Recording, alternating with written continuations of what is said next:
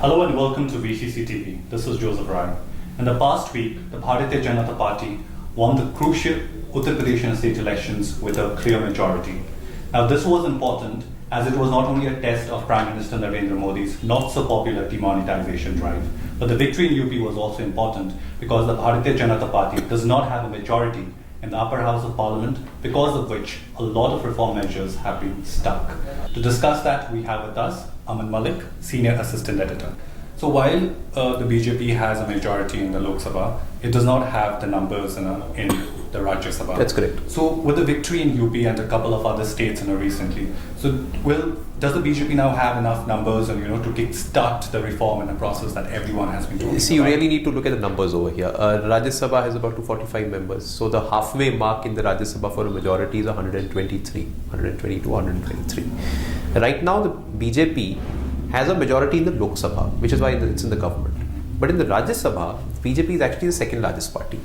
The Congress being the single largest party in the House with 59 members. It's a very staggered structure in the Rajya Sabha. The BJP has 56 members, and then come other parties. Now, the thing is, unlike the Lok Sabha, which goes in for an election all at once, and it is dissolved and goes in for an election, the Rajya Sabha is actually never dissolved. So what happens is that Rajya Sabha members are elected for 6-year terms, and every 2 years, 1/3 of the members retire. Okay, so the numbers essentially are effectively based on what your strength in specific state assemblies and the Lok Sabha and the Rajya Sabha itself is. Now, after the UP win, you see what will happen is in 2018, several seats become vacant. Okay. One of the states in which seats become vacant is Uttar Pradesh. So in UP, if my numbers are correct, the BJP should get at least 10 more seats than what it has right now. So that will take its tally up by 10. Similarly, in other states of Uttarakhand and a few others, I think there are 9 states in UP, 9 seats in UP, and 3 seats in Uttarakhand and other states. So that's a total of 12. But that's not the only thing that the BJP has to look forward to. There are some state elections that are coming in later this year, and then there are some state elections that are coming up in 2018 itself. And these are states like Rajasthan, Gujarat, Madhya Pradesh, Himachal Pradesh, etc. In some of these states also the seats are getting vacant. Madhya Pradesh, for instance, has about 5 seats. So the BJP will sort of hope to hold on to them.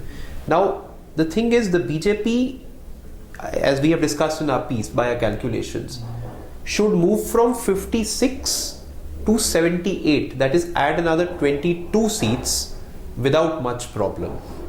If it does well in the upcoming state elections, it will probably be able to add another 5 seats. Assuming it does handsomely well, wins those states handsomely, okay, which should take its tally to 83. So from 56, our calculations show that the BJP could move up to a maximum of 83 seats.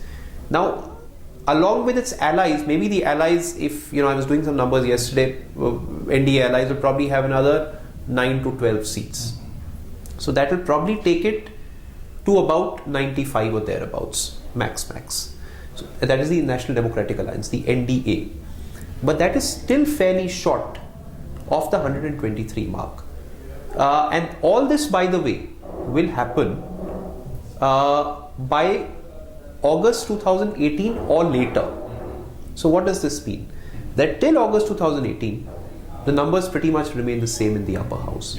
So the BJP and the NDA rather will still have to depend on opposition parties like the Congress, the Samajwadi Party, which still has seats, and the Bahujan Samaj Party, to essentially get their bills passed in the upper house, which essentially means that the logjam will continue at least up to 2018 end, and even then they will not have the NDA by itself will not, the BJP or the NDA rather, will not have a clear majority. So they won't be able to get their bills passed anyway. They'll still need some parties even after that. And although, frankly, they will be in a much more comfortable position. Having said that, that comfort will be short-lived. Why? Because by 2019, May 2019, we'll go in for general elections again, which means the government will have only about 6 to 8 months to enjoy that comfort level. And when you're in the election mode, you essentially go in for populist policies and you don't take hard decisions. Thank you so much for those insights. So it's all going to be the numbers game before the big bang reforms are launched. That's all we have in this edition of VCC TV. Thank you so much for watching us, and to keep watching us for more updates.